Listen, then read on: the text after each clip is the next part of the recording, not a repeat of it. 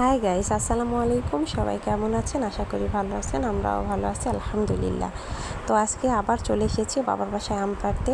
এর আগেও একটা ভিডিও আপনাদের সাথে শেয়ার করেছি আম পাড়ার।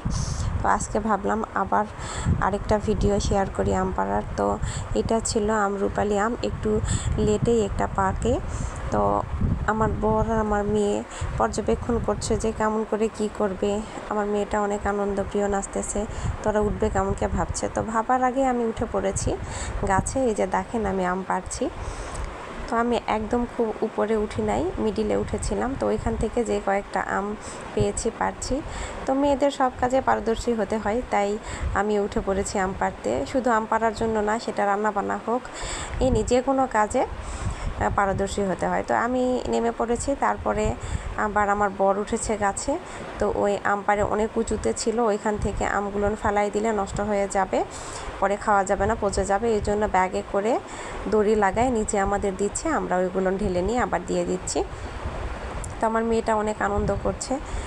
আমি আবার কয়েকটা আম খুবই নিচে ছিল, সেগুলো নিয়ে হাত দিয়ে একটু দেখছিলাম।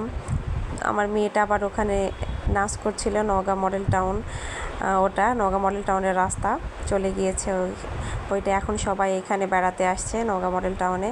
তো আপনারাও আসবেন, দাওয়াত রইল।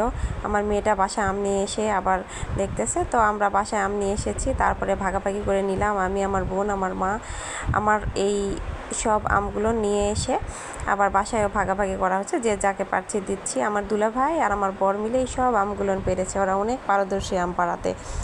তো আমার ভিডিও কেমন লাগে বন্ধুরা, অবশ্যই লাইক, কমেন্ট, শেয়ার করবেন, সাবস্ক্রাইব করবেন। আল্লাহ হাফেজ।